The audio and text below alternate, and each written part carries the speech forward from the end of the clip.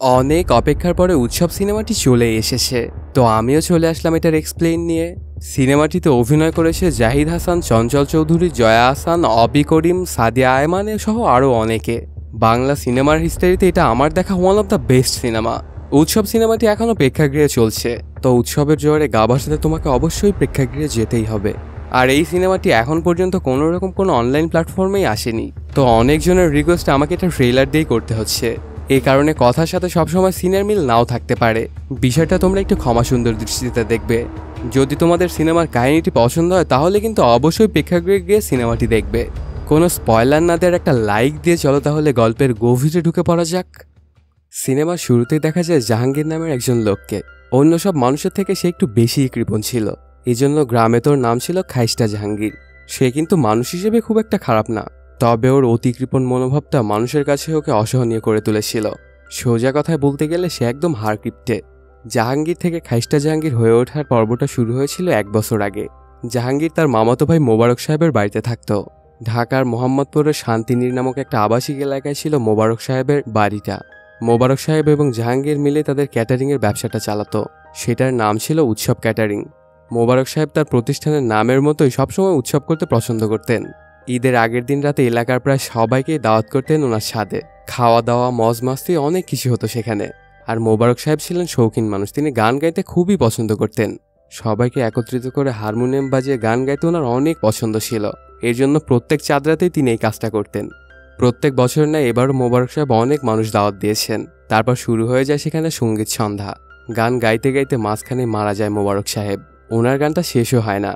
আর মোবারক সাহেবের ছেলেমেয়েরা সবাই ক্যানাডাতে সেটেল। আর ঠিক এই কারণেই ওনার ব্যবসা এবং বাড়ি দেখাশোনার ভার গিয়ে পড়ে জাহাঙ্গীরের কাঁধে। জাহাঙ্গীর ছিল খুবই হিসাবি এবং কৃপণ টাইপের লোক। মোবারক সাহেবের যে ভিলাটা রয়েছে এটা অনেক বছর আগের, আর ঠিক এই কারণেই ডেভেলপাররাও কয়েক বছর ধরে ওনার কাছে ঘুরঘুর করছিল বাড়িটা নিয়ে সুন্দর করে সেখানে একটা বিল্ডিং বানিয়ে দেবে। কিন্তু এই বাড়িতে জড়িয়ে ছিল মোবারক সাহেবের অনেক স্মৃতি, আর ঠিক এই কারণেই তিনি এটা কখনোই ডেভেলপারকে দেননি। তবে মোবারক সাহেব মারা যাওয়াতে এখন জাহাঙ্গীর অন্য চিন্তা করছে।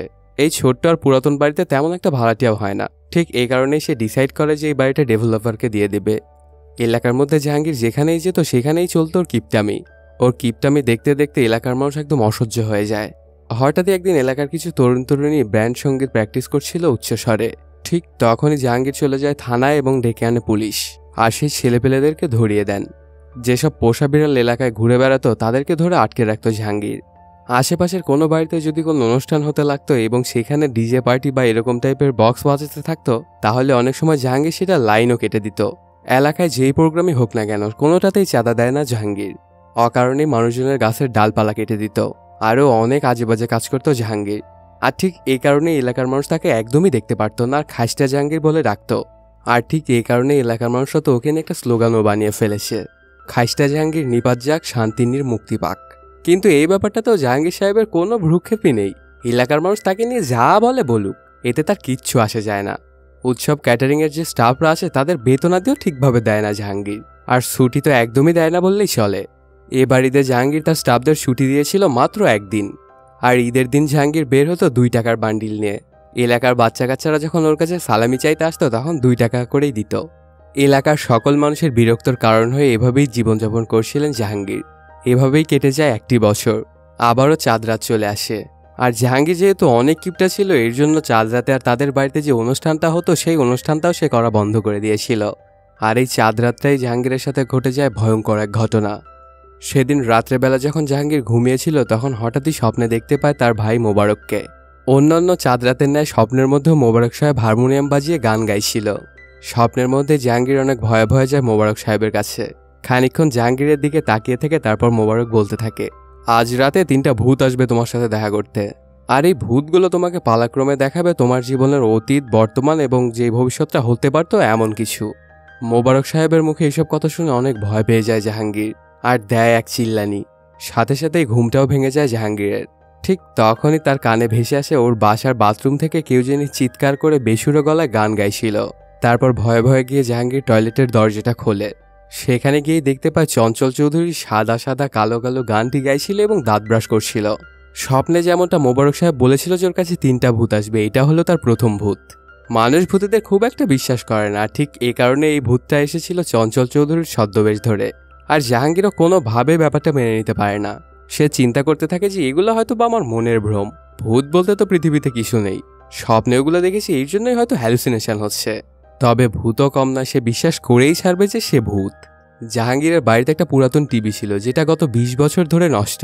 তো ভূত সেই টিভিটা ঠিক করে দিয়ে বলে যে দেখো আমি আসলেই ভূত, আর আমার মধ্যে রয়েছে অনেক শক্তি।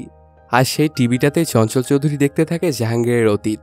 জাহাঙ্গীর যখন অনেক ছোট ছিল তখন তার বাবা আর্জেন্টিনার খেলা দেখার জন্য বাড়িতে রঙিন টিভি নিয়ে এসেছিল। ওদের পরিবারটা ছিল খুবই সুখী একটা পরিবার, কিন্তু এই সুখটা বেশি দিন জাহাঙ্গীরের কপালে টেকে না। ওর বয়স যখন মাত্র 16 বছর তখন একটা রেল দুর্ঘটনায় মারা যায় জাহাঙ্গীরের বাবা মা। এই ব্যাপারটায় অনেক কষ্ট পেয়ে যায় কিশোর জাহাঙ্গীর। তার জীবন থেকে যেন সব রঙই মুছে গেল। জাহাঙ্গীরের একটা বোনও আছে, ওর নাম জুই। তখন তার বোনকে নিয়ে জাহাঙ্গীরের ঠাঁই হয়েছিল ওর মামার বাড়িতে। ওর মামাতো ভাই মোবারক ওদেরকে অনেক ভালোবাসত। তার আদর যত্নে বেড়ে উঠতে থাকে ওরা দুই ভাই বোন। আবারও জাহাঙ্গীরের ভালো দিন ফিরে এসেছে। বাইক নিয়ে ঘোরাঘুরি করা, বন্ধুদের সাথে আড্ডা দেওয়া, এইসবেই মেতে থাকতো জাহাঙ্গীর। এভাবে কিছুদিন কাটার পর একটা দোকান দিয়ে ফেলে জাহাঙ্গীর। আর ওর দোকানটার নাম ছিল উৎসব ভিডিও স্টোর, যেখানে সে বিক্রি করত ভিসিআর এর বিভিন্ন ক্যাসেট, সাথে সেগুলো রেন্টেরও ব্যবস্থা রয়েছিল। আর এটাই হলো জাহাঙ্গীরের জীবনে প্রথম ব্যবসা। এমনভাবে ওদের দিন খুব ভালোভাবেই কাটতে শুরু করে। কিছুদিন পরে ওর বোন জুইকে বিয়ে দেয় ইংল্যান্ড প্রবাসী এক ছেলের সাথে। তারপর কিছুদিন এভাবেই কাটার পরে একটা সময় জাহাঙ্গীরের মামা এবং তার পুরো পরিবার চলে যায় ঢাকায় তাদের ভাগ্য পরিবর্তন করার জন্য। এমনিতেও তো বোনকেও বিয়ে দিয়ে দিয়েছে, আর এবার তার মামার পরিবারও চলে গেল ঢাকা। আবারও জাহাঙ্গীর অনেক একা হয়ে পড়ল। এভাবেই জাহাঙ্গীরের দিন কাটতে থাকে। পার হয়ে যায় অনেক কয় বছর। এর মধ্যেই জাহাঙ্গীরের বোনের ঝামেলা হয়ে যায় তার দুলাভাইয়ের সাথে। তারপর তার বাচ্চাটাকে নিয়ে জাহাঙ্গীরের বাড়িতে চলে আসে ওর বোন জুই। ডিভোর্স হয়ে যায় ওর বোনের। কিছুদিনের মধ্যেই তার ছেলেটাকে রেখে ক্যান্সারে আক্রান্ত হয়ে মারা যায় ওর বোন জুই। তখন থেকে ভাগ্নে জয়কে সাথে করে ওর জীবন আবার নতুনভাবে শুরু হয়। জাহাঙ্গীরের জীবনের এমন দুঃসময় এসেছিল ওর প্রথম প্রেম। জেসমিন আক্তার নামে এলাকার এক সুন্দরী মেয়ে ছিল, আর সে মাঝে মধ্যে আসতো জাহাঙ্গীরের দোকানে ক্যাসেট নেওয়ার জন্য।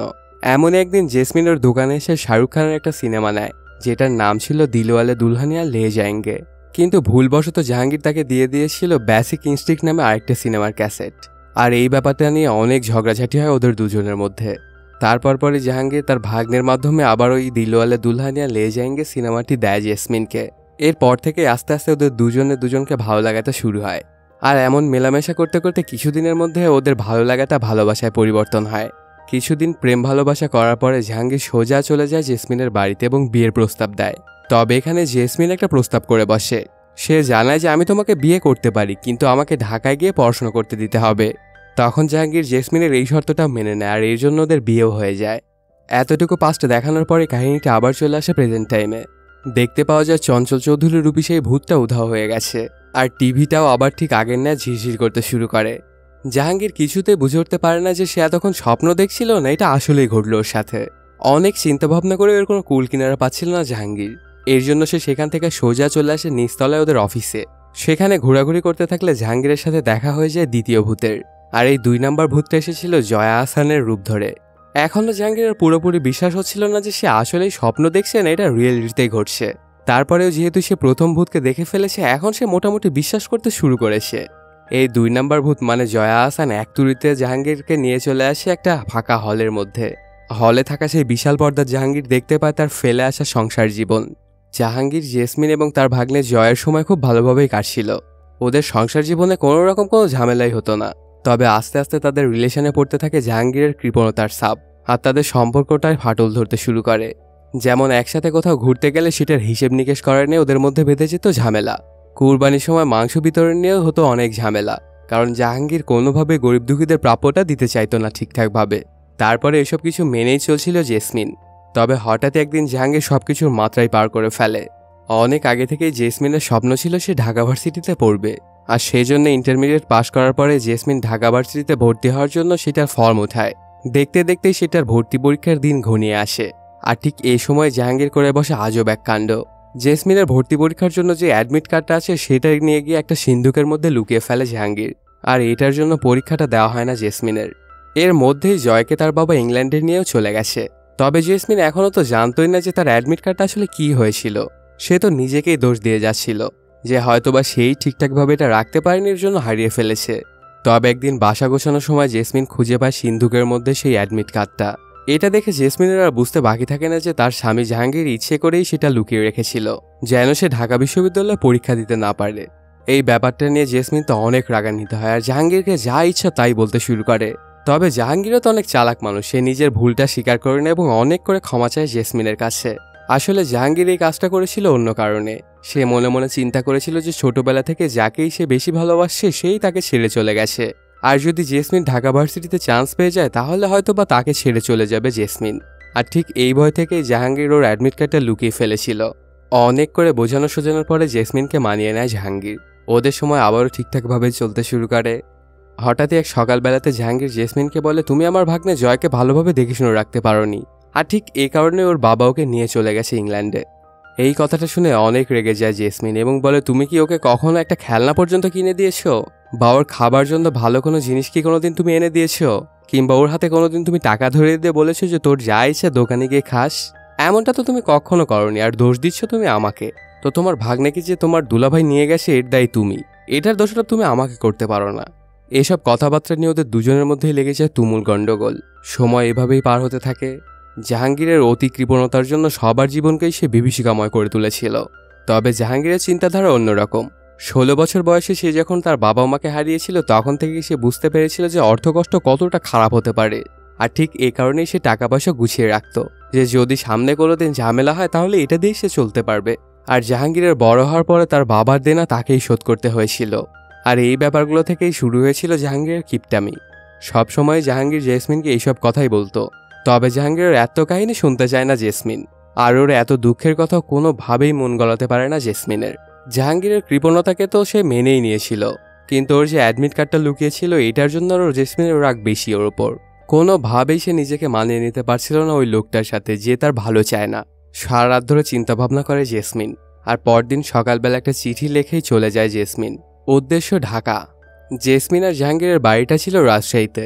তো ঢাকা যাওয়ার জন্য জেসমিন উঠে যায় একটা ট্রেনে। ট্রেনটা স্টেশন ছেড়ে যাওয়ার কিছুক্ষণ পরেই সেখানে বাইক নিয়ে তাড়াহুড়া করে চলে আসে জাহাঙ্গীর, কিন্তু এসে দেখতে পায় ট্রেনটা চলে গেছে, তার সাথে সাথে জেসমিনও। এই ব্যাপারটাতে অনেক কষ্ট পেয়ে যায় জাহাঙ্গীর। সে কোনোভাবেই মেনে নিতে পারে না যে ভালোবেসে বিয়ে করা জেসমিন ওকে কিভাবে ছেড়ে চলে গেল একা। আর নিজের ইগো তো আছেই, এর জন্য কোনোদিনও জাহাঙ্গীর যায়নি জেসমিনকে খোঁজার জন্য। অনেকদিন রাজশাহীতেই পড়েছিল জাহাঙ্গীর। তারপর সবকিছু গুছিয়ে জাহাঙ্গীর উঠে পড়ে ট্রেনে। উদ্দেশ্য ঢাকায় থাকা তার মামাতো ভাই মোবারক হোসেনের বাড়ি। আর এই জায়গা থেকেই ওর নিঃসঙ্গ জীবনটা শুরু। এতটুকু দেখানোর পরপরই কাহিনীটা আবারও প্রেজেন্ট টাইমে চলে আসে। জাহাঙ্গীর খেয়াল করে দেখতে পায় 2 নম্বর ভূত জয়া আহসানও উধাও হয়ে গেছে। আর দেখতে পায় সে আবারও তার অফিস রুমের মধ্যেই চলে এসেছে, কিন্তু একটু আগেই তো সে ছিল বড় রকম একটা হলের মধ্যে। এগুলোতে কিছুই বুঝে উঠতে পারে না জাহাঙ্গীর। তবে এবার ওর খানিকটা বিশ্বাস হতে শুরু হয় ভূতগুলো সম্পর্ক। বাড়ির মধ্যে ঘোরাঘুরি করতে থাকলে পুরোনো দিনের স্মৃতিগুলো দেখে দম বন্ধ হয়ে আসতে থাকে জাহাঙ্গীরের। তাই সে বাড়ি থেকে বের হয়ে রাস্তায় হাঁটা শুরু করে। সে যখন একটা পার্কের মধ্যে গিয়ে হাঁটছিল তখন একটা গাছের পাশ থেকে বের হয়ে আসে অপি করিম রূপী তৃতীয় ভূত। এবার জাহাঙ্গীর একদমই শিওর হয়ে যায় যে ভূতগুলো আসলেই সত্য। এই ভূতটা নিকটবর্তী ভবিষ্যৎ ভূত। তো সে জাহাঙ্গীরকে দেখাতে থাকে ওর নিকটবর্তী ভবিষ্যৎ সম্পর্কে। ওরা যে সময়টায় অবস্থান করছিল সেটা থেকে 6 ঘন্টা পরে নিয়ে যায় জাহাঙ্গীরকে, মানে আজকে ঈদের দিন। ওকে নিয়ে চলে আসে ওরই এক ক্যাটারিং স্টাফের বাড়িতে। ক্যাটারিংয়ের বাবুর্চির বাড়িতে ঈদের খুশি নেই। একে তো সে ঈদের ছুটি পেয়েছে মাত্র 1 দিন, আর তার এতটাই টাকার অভাব যে তার ছেলেকে সে ট্রিটমেন্টও করাতে পারছিল না। এই ব্যাপারগুলো দেখে জাহাঙ্গীরও অনেকটাই কষ্ট পেয়ে যায়। তার পরপরই অপি করিম জাহাঙ্গীরকে নিয়ে চলে আসে ওর ভাগ্নে জয়ের বাড়িতে। জয় বিদেশ থেকে বাংলাদেশে ফিরে এসেছে। প্রত্যেক বছর ঈদেই তার মামা জাহাঙ্গীরকে সে দাওয়াত করে, কিন্তু খরচের ভয়ে একটাবারও জাহাঙ্গীর তার ভাগ্নে জয়ের কাছে যায় না। এটার সাথে জাহাঙ্গীরের মধ্যে আরও একটা ব্যাপার কাজ করতো, যে ওকে হারানোর ভয়। কারণ জাহাঙ্গীরের মনে এটা দানা বেঁধে নিয়েছিল যে সে যাকেই আপন করে ধরে সেই তাকে ছেড়ে চলে যায়। আর ঠিক এই জন্যই সে জয়কে আর আপন করে নিচ্ছিল না। তবে জয় তো এত কিছু বুঝতো না। সে মনে মনে ভাবতো যে মামা কেনই বা আমার বাড়িতে আসে না, আর অনেক কষ্টও পেতে থাকে। এই ঘটনাগুলো দেখেও জাহাঙ্গীর তার ভাগ্নের জন্য অনেক কষ্ট পেয়ে যায়। তারপরই অপি করিম জাহাঙ্গীরকে নিয়ে চলে আসে ওর প্রথম ভালোবাসা জেসমিনের বাড়িতে। জাহাঙ্গীরের মতো জেসমিনও এখন বুড়ি হয়ে গেছে। জেসমিন সেদিন ঢাকা এসেছিল শূন্য হাতে, কিন্তু ঠিকই সে তার ভবিষ্যৎটা গড়ে নিয়েছে। পড়তে পেরেছিল সে তার স্বপ্নের শিক্ষাঙ্গনে। আর বর্তমানে জেসমিন একজন শিক্ষক। আর জাহাঙ্গীরের মতো জেসমিন কিন্তু একা নেই, একটা বিয়েও করেছে সে। জেসমিনের সংসারে আলো করে আছে তার একটা ছেলে এবং একটা মেয়ে। আর জেসমিনের এখনকার যে স্বামী তার স্বভাব চরিত্র একদমই জাহাঙ্গীরের উল্টো। সে সবসময় জেসমিনকে প্রশংসা করত, আর যখন তার যে সাপোর্টটা প্রয়োজন সেটা করতো তার স্বামী। জাহাঙ্গীর এই ব্যাপারগুলো দেখে কিছুটা খুশি হয় এবং কিছুটা দুঃখীও হয়, মানে একরকমের মিশ্র প্রতিক্রিয়া। সে দুঃখী হয় এটা চিন্তা করে যে যদি জেসমিন আজ তার সাথে থাকতো তাহলে কতই না ভালো হতো, আর খুশি হয় জেসমিনের সফলতাটা দেখে। তারপর পরই অপি করিম কিছু পরামর্শ দেয় জাহাঙ্গীরকে, আর ওকে সবকিছু আবার নতুন করে শুরু করতে বলে। আর সাথে সাথে উধাও হয়ে যায় 3 নাম্বার ভূত অপি করিম। জাহাঙ্গীর তখন নিজেকে আবিষ্কার করে ঈদের আগের দিন রাত্রেবেলাতে, যে সময়টায় সে ঘোরাঘুরি করছিল। এই ব্যাপারগুলো নিয়ে অনেক চিন্তায় পড়ে যায় জাহাঙ্গীর। কি করবে সে কিছুই বুঝে উঠতে পারছিল না। তারপর পরই জাহাঙ্গীর সেখান থেকে সোজা চলে আসে তাদের এলাকার ডাক্তার এজাজের কাছে, আর সবকিছু খুলে বলে ওকে। জাহাঙ্গীরের মুখে এসব কথা শুনে ডাক্তার এজাজ বলে, এগুলো সবই তোমার হ্যালুসিনেশন। ডাক্তারের মুখে ওসব কথা শোনার পরও জাহাঙ্গীর এটা বিশ্বাস করেই নেয় যে 3টা ভূত এসেছিল ওগুলো হয়তোবা সত্যই। আর এই ব্যাপারগুলোতে জাহাঙ্গীর কিন্তু ঠিকই পরদিন বদলে গিয়েছিল। সে নিজেকে আর হিসেবের খাতায় বন্দি রাখতে চায় না। সে যেন এক নতুন মানুষে পরিণত হয়েছে। সে চেয়েছিল এবার খোলা আকাশে উড়ে বেড়াতে। ঈদের দিন সকালবেলাতে তার ভাগ্নের দেওয়া পাঞ্জাবিটা পরেই বেরিয়ে পড়ে জাহাঙ্গীর। প্রথমেই চলে আসে জাহাঙ্গীর কবরস্থানে এবং তার মামাতো ভাই মোবারকের কবরটা জিয়ারত করে। অন্যান্য ঈদের দিন তো মোবারক 2 টাকার বান্ডিল নিয়ে বের হতো সালামি দেওয়ার জন্য, কিন্তু এবার একটা বাচ্চাকেই 2000 টাকা দিয়ে বসে জাহাঙ্গীর। ওর বাড়িতে যে বিড়ালগুলোকে সে আটকে রেখেছিল সেগুলোকে ছেড়ে দেয়। তারপর একটা ভ্যাসপা মোটরসাইকেল নিয়ে চলে আসে জেসমিনের বাড়িতে। জেসমিন জাহাঙ্গীরকে দেখেই তো পুরো অবাক, কিন্তু সে এটা জাহাঙ্গীরের থেকে ঢেকে রাখার চেষ্টা করে। ওরা দুজনে একসঙ্গে বারান্দায় বসে অনেক গল্পগুজব করে। ও যদি আগের জাহাঙ্গীর থাকতো তাহলে জেসমিনের এত সুখ দেখে সে ঝোলে পুড়েই মরে যেত। কিন্তু কেন জানি এখন একটু সুখের অনুভূতিই হয় জাহাঙ্গীরের মধ্যে। তবে জাহাঙ্গীর কিন্তু জেসমিনের কাছে মাপ চায় না, কারণ এটার ডেট এক্সপায়ার অনেক আগেই হয়ে গিয়েছিল। তবে কিছুটা সময় মানুষের চেহারা দেখেও তো বোঝা যায় যে ও কতটা অনুতপ্ত, আর জাহাঙ্গীরকে দেখেও তেমনটাই বোঝা যাচ্ছিল। অনেকক্ষণ গল্পগুজব করার পরে জেসমিনকে বিদায় দিয়ে জাহাঙ্গীর যখন চলে যাবে, ঠিক তখনই জাহাঙ্গীরকে অবাক করে দিয়ে জেসমিন একটা সত্য তথ্য দেয়। যে সময়টায় জেসমিন জাহাঙ্গীরের বাড়ি থেকে চলে এসেছিল তখন সে প্রেগনেন্ট ছিল। তারপর ওর পেট থেকে জন্ম নেয় ওর বড় মেয়ে এশা। এশা আসলে জাহাঙ্গীরের মেয়ে, আর এশাকে সে জাহাঙ্গীরের পরিচয়ে মানুষ করেছে। তবে কখনোই জাহাঙ্গীরকে এটা জানতে দেয়নি যে তার একটা মেয়েও রয়েছে। আসলে জেসমিনের ধারণা ছিল জাহাঙ্গীর মানুষ হিসেবে খুবই কৃপণ এবং ধোঁকাবাজ টাইপের, কিন্তু আজকে তার মনে হচ্ছে যে জাহাঙ্গীর বদলে গেছে। আর ঠিক এ কারণে জাহাঙ্গীর কাছে সবকিছু খুলে বলল। জেসমিনের মুখে ওসব কথা শুনে জাহাঙ্গীর তো একদম আবেগে আপ্লুত হয়ে পড়ে। এতদিন ধরে সে জানতো যে পুরো পৃথিবীতে সে একা, ওর আর কেউ নেই। কিন্তু আজকে সে জেনে গেল যে এই পৃথিবীতে তারও একটা অংশ আছে, আর যেটা একেবারেই তার নিজস্ব, তার আপন মেয়ে এশা। তারপর জাহাঙ্গীর দেখা করতে চায় তার মেয়ে এশার সাথে। তখন জেসমিন জানায় যে এশা তার বন্ধু বান্ধবের সাথে গেছে রেস্টুরেন্টে। সে যে সেখান থেকে বাড়িতে আসবে এইটারও তর্স হয় না জাহাঙ্গীরের, আর সে সাথে সাথেই বাইকটা নিয়ে চলে আসে সেই রেস্টুরেন্টে। জাহাঙ্গীর প্রথমবারের মতো দেখে তার মেয়েকে দেখে তো সে অনেক আবেগ আপ্লুত হয়ে যায়। যদিও জাহাঙ্গীর এশাকে কখনো দেখেনি, কিন্তু এশা দূর থেকে জাহাঙ্গীরকে অনেকবারই দেখেছে। তবে ওর মা জেসমিনের কথা মতো কোনোদিনই সে নিজ থেকে জাহাঙ্গীরের সাথে যোগাযোগ করেনি। আর মনে মনে সে এটাও চিন্তা করেছিল যে তার মায়ের প্রপার সম্মানটা জাহাঙ্গীর দেয়নি, আর ঠিক এই কারণেই হয়তোবা ওদের ডিভোর্সটা হয়ে গিয়েছিল। তবে এখন বাবার সাথে দেখা করে এশার মনে হচ্ছিল যে ও অনেক বড় ভুল করে ফেলেছে। বাবার সাথে অনেক আগেই তার দেখা করাটা উচিত ছিল। তারপর আজকে রাত্রেবেলাতে নিজের বাড়িতে এশাকে দাওয়াত দিয়েই চলে যায় জাহাঙ্গীর। যদিও এশা তার বাবা জাহাঙ্গীরের থেকে আলাদা বড় হয়েছে, তারপরেও বাবার তো কিছু বৈশিষ্ট্য থাকেই মেয়ের মধ্যে। ওই কফি শপটার মধ্যে একটা কফির দাম এসেছিল 350 টাকা। এই ব্যাপারটাতে অনেক খেপে যায় এশা এবং চিল্লাচিল্লি করতে শুরু করে দেয়। এশাকে এমন কর্মকাণ্ড দেখে জাহাঙ্গীর আর বুঝতে বাকি থাকে না এটা আসলেই আমার মেয়ে, আর আমার মতোই ঠিক হিসেবই হয়েছে। সেখান থেকে বাড়ি চলে আসার পরে জাহাঙ্গীর তার স্টাফদের সাথে অনেক ভালো ব্যবহার করে। ওর সকল স্টাফদের ছুটি এবং বেতন দুইটাই বাড়িয়ে দেয়।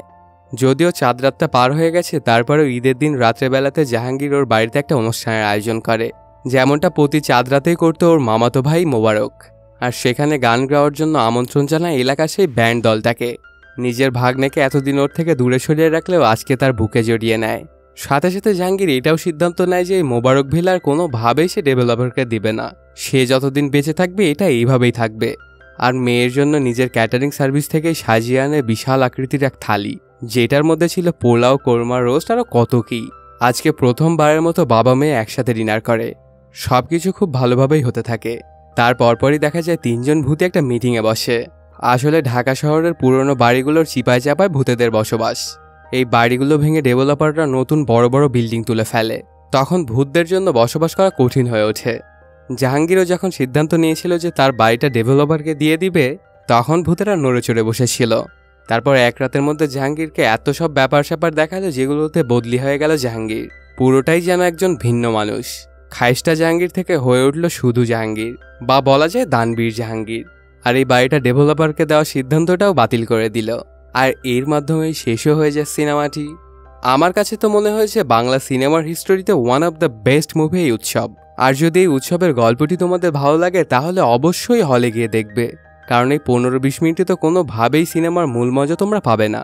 তো বন্ধুরা, কেমন লাগলো আজকে এই উৎসব সিনেমার এক্সপ্লেনটি জানাতে কমেন্ট করো। আর যদি এখনও চ্যানেলটি সাবস্ক্রাইব না করে থাকো তাড়াতাড়ি সাবস্ক্রাইব করে নাও। দেখা হচ্ছে নতুন কোনো ভিডিওতে। Till then, সায়োনারা।